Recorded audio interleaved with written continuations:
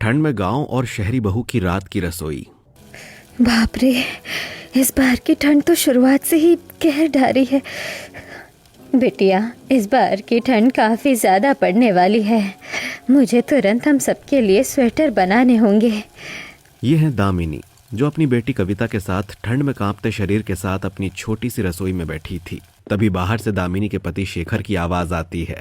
लो, आ गए तुम्हारे बाबा। तभी दोनों रसोई से बाहर आते हैं तो बाहर इस एक कमरे के छोटे से घर में कविता का पिता शेखर चारपाई पर बैठा ठंड से कांपे जा रहा था। दामिनी, मेरे बचपन के दोस्त हरीश भाई थोड़ी देर से हमारे घर आ रहे हैं। क्या हरीश भाई साहब गांव आए हुए हैं? हाँ दामिनी, मैं खेत में काम कर रहा था, तभी वहाँ उनसे मुलाकात हुई। वो किसी काम से यहाँ गांव आए हैं। सालों बाद हरीश भाई साहब से मुलाकात होगी। तभी शेखर के घर उसके बचपन का अमीर दोस्त हरीश आता है। हरीश ने कीमती सूट और स्वेटर पहना हुआ था। हरीश पहले इसी गांव में रहता था, पर अब वो अपने परिवार के साथ पास के शहर में रहता है। तभी हरीश चारपाई पर बैठ जाता है। शेखर, तेरी हालत तो पहले से भी ज्यादा खराब हो गई है भाई। क्या करे हरीश भाई, खेतों में फसल ठीक से नहीं आ रही और कमाई कुछ ज्यादा हो नहीं रही। कविता बिटिया तो काफी बड़ी हो गई, इसका कहीं रिश्ता तय किए कि नहीं? कहाँ हरीश भाई, कोई अच्छे रिश्ते आ ही नहीं रहे। मैं अपने बेटे अजीत के लिए भी लड़की देख रहा हूँ। कविता अजीत के लिए सही रहेगी। वरुण के साथ साथ मैं अजीत की भी शादी करवा देता हूँ। क्या हुआ हरीश भाई? शेखर, मुझे तेरी बेटी बहुत पसंद है और मैं कविता को अपने घर की बहू बनाना चाहता हूँ। क्या तू इस रिश्ते से राजी है? ये सुनकर दामिनी शेखर दंग रह जाते हैं। क्या? हाँ शेखर, मैं अपने बचपन की दोस्ती को रिश्तेदारी में बदलना चाहता हूँ। अगर तेरी हाँ हो तो 8 दिन के बाद ही मेरे बड़े बेटे विनय की शादी है। हम विनय के साथ साथ अजीत और कविता की भी शादी करवा देते हैं। ये सुनकर शेखर काफी खुश होता है और वो इस रिश्ते के लिए हाँ कह देता है। रात का समय था। हरीश पास के शहर में अपने बड़े से आलीशान घर में आता है, जहाँ घर के बड़े से लिविंग रूम में हरीश की पत्नी यामिनी, माँ सुजाता, 2 बेटे विनय और अजीत और 2 बेटियां सपना और रिया, ये सब थे। सबने मॉडर्न डिजाइनर कपड़े पहने हुए थे। तभी हरीश सबको अजीत और कविता के रिश्ते की बात बताता है। पर अचानक इतनी जल्दी ये सब? माँ, कविता मेरे बचपन के दोस्त शेखर की बेटी है और शेखर को तो आप जानते ही हो, वो कितना अच्छा है। उसकी बेटी भी काफी संस्कारी है माँ। हरीश की बात सुनकर सब इस रिश्ते के लिए राजी हो जाते हैं। हरीश और उसके परिवार वाले काफी अमीर लोग हैं। इनका इस शहर में बहुत बड़ा बिजनेस है। थोड़े समय बाद विनय अपने आलीशान कमरे में गर्म एसी के अंदर बैठा अपनी होने वाली पत्नी निशा से फोन पर बात कर रहा था। पता नहीं ऐसा क्या दिख गया पिताजी को उस गरीब कविता में कि पिताजी ने उसे अपनी बहू बनाने का फैसला ले लिया। इधर निशा अपने आलीशान कमरे में मॉडर्न कपड़े पहने अपने बेड पर बैठी थी। ये क्या बात हुई भला? ससुर जी क्यों एक गाँव की गरीब रहने वाली लड़की को अपनी बहू बना रहे हैं? दोनों आपस में बातें करने लगते हैं। थोड़े समय बाद निशा कॉल कट कर देती है। मैंने सोचा था कि मेरी देवरानी मेरी तरह ही अमीर मॉडर्न होगी, पर मेरी देवरानी तो एक गरीब गांव की लड़की बनने जा रही है। कुछ दिन बाद कविता, अजीत, विनय और निशा, इन चारों की शादियां एक साथ हो जाती हैं। निशा एक पढ़ी लिखी शहर में रहने वाली और एक अमीर परिवार की मॉडर्न बेटी है और कविता गांव में रहने वाली एक साधारण मिडिल क्लास परिवार की बेटी है। रात का समय था। कविता साधारण दुल्हन ड्रेस में अपने आलीशान कमरे में बेड पर अकेली बैठी थी। अरे, ये कैसा चक्रव्यूह है? बाहर तो इतनी ज्यादा ठंड लग रही है और शरीर की हालत खराब हो रही है, पर यहाँ इस कमरे में तो जरा भी ठंड नहीं लग रही, बल्कि यहाँ तो गर्मी लग रही है। तभी अजीत कमरे में आता है। अजीत जी, बाहर तो इतनी ठंड है, फिर यहाँ इतनी गर्मी कैसे लग रही है? ये देखो, इस इडियट को इतना भी नहीं पता कि कमरे में हीटर चालू है और उसी के अंदर से गर्म हवा आ रही है। कविता पढ़ी लिखी नहीं थी, इसलिए इसे इन सब चीजों का जरा भी नॉलेज नहीं था। इधर निशा अपने कमरे में थी। क्या हुआ निशा, क्यों इतना गुस्सा कर रही हो तुम? गुस्सा ना करूँ तो क्या करूँ? आपके परिवार वालों ने मेरी कोई रिस्पेक्ट ही नहीं रखी। वो मेरी तुलना उस गरीब गवार गांव की रहने वाली उस कविता के साथ कर रहे हैं। निशा विनय को खूब सुनाने लगती है। अगले दिन सवेरे कविता और उसके पूरे परिवार के सदस्य घर के लिविंग रूम में सोफे पर बैठे थे। कविता ने साधारण साड़ी, सर पर पल्लू और साधारण स्वेटर पहना हुआ था और निशा ने मॉडर्न कपड़े और डिजाइनर जैकेट पहना हुआ था। बाकी सबने भी स्वेटर वगैरह पहने हुए थे। बहू, जाओ सबके लिए चाय नाश्ते की व्यवस्था करो। माँ जी, नाश्ते में क्या बनाए? नाश्ते में पोहा और पराठे बना लो। तभी दोनों रसोई में आते हैं। रसोई में इलेक्ट्रिक इंडक्शन चूल्हा, माइक्रोवेव रोटी मेकर, फोन बर्नर वाला इलेक्ट्रिक गैस चूल्हा, ये सब था। यहाँ साधारण गैस चूल्हा नहीं था। अब कविता जीवन में पहली बार ये सब देख रही थी। ये सब क्या है? ये कैसी मशीनें हैं? इडियट, ये मशीनें नहीं इलेक्ट्रॉनिक चूल्हे हैं। सुन, मैं चाय बना लेती हूँ, तू सबके लिए पराठे और पोहे बना दे। पर जेठानी जी, मुझे ये सब चीजें इस्तेमाल करना नहीं आता। मैं तो अपने मायके में मिट्टी के चूल्हे पर ही खाना बनाती थी। आप मुझे ये सब चीजें इस्तेमाल करना सिखा दीजिए ना। अरे वाह, ये तो सच में गवार है, इसे तो कुछ भी नहीं आता। चलो अच्छा है, अपने ससुराल में अपना रुतबा इस गवार से ज्यादा बढ़ाने का इससे अच्छा मौका मुझे और नहीं मिलेगा। मैं क्या तेरी नौकरानी हूँ क्या? चल खुद से सीखिए सब। निशा चाय बनाने में लग जाती है। कविता को इलेक्ट्रिक चूल्हे का कोई नॉलेज नहीं था। थोड़े समय बाद निशा चाय लेकर बाहर आती है। बाहर सब डाइनिंग टेबल पर बैठे थे। निशा बहू, कविता बहू कहाँ है? सासू माम वो नाश्ता बना रही है। थोड़े समय बाद ये कविता बहू अब तक नाश्ता लेकर क्यों नहीं आई? तभी निशा और यामिनी दोनों रसोई में आते हैं। तो रसोई में कविता परेशान खड़ी थी। कविता बहू, तूने अब तक नाश्ता नहीं बनाया? माँ जी, मुझे ये इलेक्ट्रॉनिक चूल्हे इस्तेमाल करना नहीं आता। क्या? अरे तो निशा बहू से कह देती, बाहर सब लोग नाश्ते की राह देख रहे हैं। सासू मॉम, मैंने तो इसे कहा भी था कि मैं नाश्ता बना लेती हूँ, पर इसने मेरी सुनी ही नहीं। बाहर सब नाश्ते की राह देख रहे हैं, अब सबको चाय पीकर ही ऑफिस जाना होगा। निशा यामिनी दोनों बाहर चले जाते हैं। पहले ही दिन ये सब हो गया मुझसे। थोड़े समय बाद निशा पार्लर चली जाती है और कविता घर के बाकी काम करने लगती है। दोपहर का समय था। कविता ने आंगन में एक मिट्टी का चूल्हा बना लिया था। मेरा चूल्हा तो तैयार हो गया, अब मैं आराम से खाने की व्यवस्था कर पाऊंगी। कविता उस चूल्हे को रसोई में लाकर रख देती है। थोड़े समय बाद बहुओं, जाओ खाने की व्यवस्था करो। खाने में पालक पनीर, पूरी और पुलाव बना देना। बहुओं, साथ में कढ़ी चावल भी बना देना। तभी दोनों रसोई में आते हैं तो कविता अपने मिट्टी के चूल्हे में आग जला देती है। ये सब क्या है कविता? इस चूल्हे का धुआं तो पूरी रसोई में फैल गया। उठाकर बाहर ले जा इस चूल्हे को। जेठानी जी, बाहर तो कितनी ठंड है, मैं बाहर इतनी ठंड में कैसे खाना बना पाऊंगी? इस धुएं से मेरा दम घुट रहा है। ले जा इस चूल्हे को बाहर। और हाँ, तू कड़ी चावल, रोटी और पुलाव बना दे। मैं पालक की सब्जी और पूरी बना लेती हूँ। तभी कविता चूल्हा लेकर आंगन में आती है और वहाँ ठंड में कांपते हुए मिट्टी के चूल्हे पर खाने की व्यवस्था करने लगती है। अभी दिन में ही यहाँ इतनी ठंड लग रही है, तो रात में तो यहाँ मेरी कुल्फी जम जाएगी। इधर निशा रसोई में थी। खाना बनाना तो मेरी सबसे बड़ी कमजोरी है। एक काम करती हूँ, बाहर होटल से खाना मंगवा लेती हूँ और सबको कह दूंगी कि वो खाना मैंने बनाया है। हाँ, ये सही रहेगा। मुझे खाना बनाने के लिए मेहनत ही नहीं करनी पड़ेगी। तभी निशा सारा खाना बाहर होटल से ऑर्डर कर देती है। चलो, थोड़ी देर में खाना आ जाएगा। थोड़े समय बाद एक लड़का सारा खाना लेकर आता है और रसोई की खिड़की से निशा को दे देता है। इधर कविता आंगन में खड़ी चावल, पुलाव, रोटियां ये सब बनाने लगती है। थोड़े समय बाद सब घर में डाइनिंग टेबल पर बैठे खाना खा रहे थे। निशा भाभी, ये कैसी अटपटी सी सब्जी बनाई है आपने? इसमें तो जरा भी स्वाद नहीं है। भाभी, कहीं ये सब्जी आपने होटल से तो नहीं मंगवाई है ना? क्योंकि इसका स्वाद तो होटल की सब्जी की तरह ही आ रहा है। अरे नहीं नहीं देवर जी, ये सब्जी मैंने अपने हाथों से बनाई है। वो नमक मिर्च थोड़ा कम ज्यादा हो गया होगा। ये कढ़ी चावल तो कितने स्वादिष्ट बने हैं। जरूर ये खाना कविता बहू ने ही बनाया होगा। जी दादी माँ। शेखर ने कहा था मुझसे कि मेरी बेटी कविता खाना बहुत अच्छा बनाती है। वाकई में बहुत ही स्वादिष्ट खाना बनाया है तुमने कविता बहू। सब कविता के बनाए कड़ी चावल और पुलाव की तारीफ करने लगते हैं। ये देखकर निशा गुस्से में आग बबूला हो जाती है, क्योंकि उसकी मंगाई सब्जी कोई भी नहीं खा रहा था। इस गवार ने तो पहले ही दिन यहाँ मेरी वैल्यू डाउन कर दी। थोड़े समय बाद कविता सारे गंदे बर्तन धोती है, फिर घर के बाकी काम करने लगती है। रात का समय था। निशा स्वेटर पहने छत पर आती है। अरे बाप रे बाप, यहाँ तो कैसे बर्फ गिर रही है, कितनी ही ठंड है।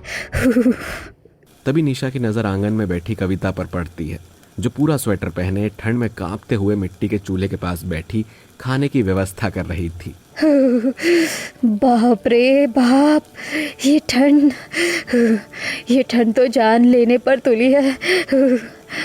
यहाँ ठंड से मेरी जान निकले जा रही है। ये इडियट इतनी ठंड में आंगन में बैठकर खाना बना रही है। तभी निशा नीचे रसोई में आती है और रसोई की खिड़की बंद करके रूम हीटर ऑन कर देती है। ये ठंड, कितनी ठंड है बाहर। बाहर का मौसम काफी खराब था। ठंड के साथ ठंडी हवाएं भी चल रही थी। इधर ठंड से कविता के दांत अपने आप बज रहे थे। ये ठंड तो मुझे बीमार कर देगी। जल्दी खाना बनाकर अंदर जाती हूँ, वरना मेरी यही कुल्फी जम जाएगी। तभी कविता जैसे तैसे पहले रोटियां बनाती है, फिर 2 किस्म की सब्जियां, गोभी और मेथी की सब्जी बनाती है। इधर निशा रसोई में थी। रसोई अब गर्म हो चुकी है, पर अब कैसे बनाऊं खाना? मुझे तो कितनी नींद आ रही है। एक काम करती हूँ, चावल और चिकन करी बाहर से मंगवा लेती हूँ, ये सही रहेगा।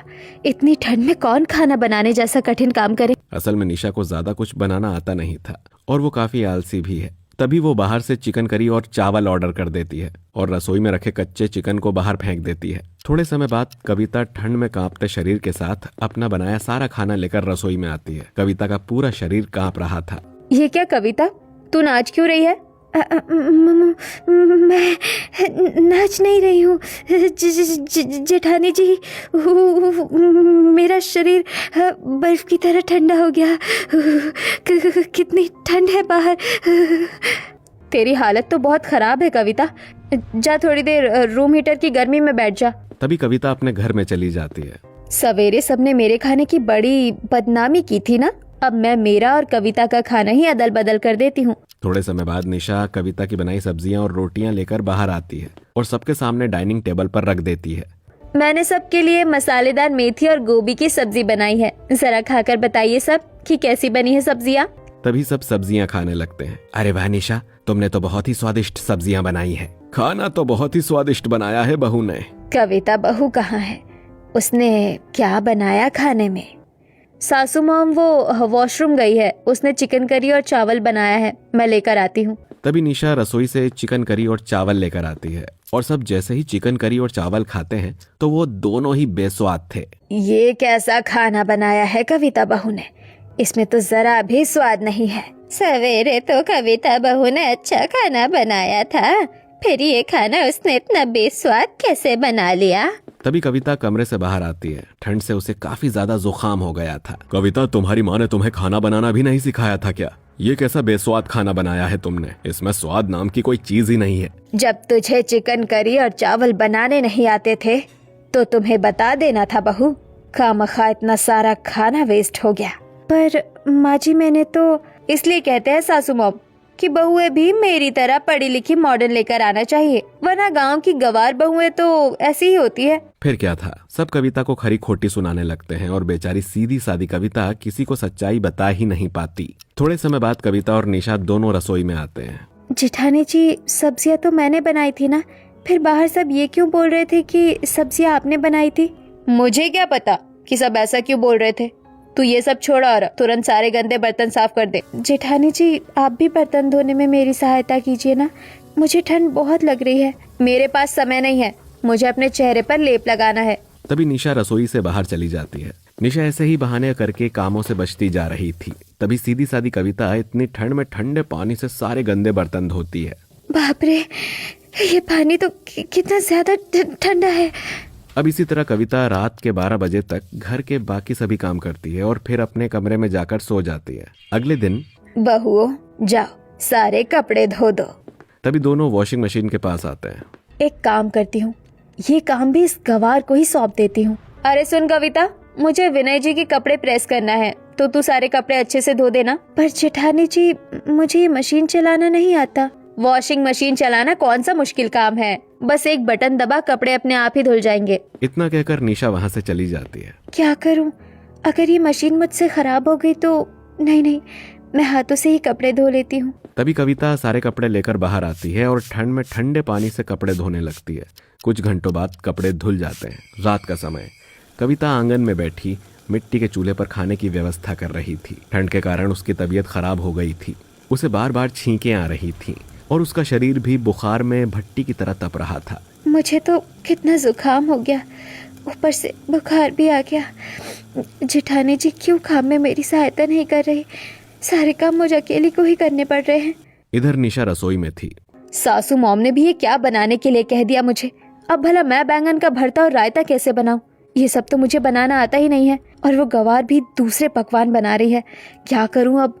ये चीजें तो बाहर होटल में भी नहीं है। इधर कविता पूरी भाजी और पुलाव बना रही थी। तभी निशा छत पर आती है। अगर इस गवार ने अच्छा खाना बना लिया तो सब उसकी बहुत वाह वाह करेंगे और सबको पता चल जाएगा कि मुझे खाना बनाना नहीं आता। नहीं नहीं, कुछ तो चक्कर चलाना ही होगा। निशा काफी परेशान हो चुकी थी। एक काम करती हूँ, इस गवार का खाना ही खराब कर देती हूँ। इसका खाना खराब हो जाएगा तो मैं इसे बैंगन का भरता और रायता बनाने के लिए कह दूंगी। हाँ, ये सही रहेगा। तभी निशा नीचे आती है और एक बाल्टी ठंडा पानी लेकर छत पर जाती है। कोई देख तो नहीं रहा मुझे?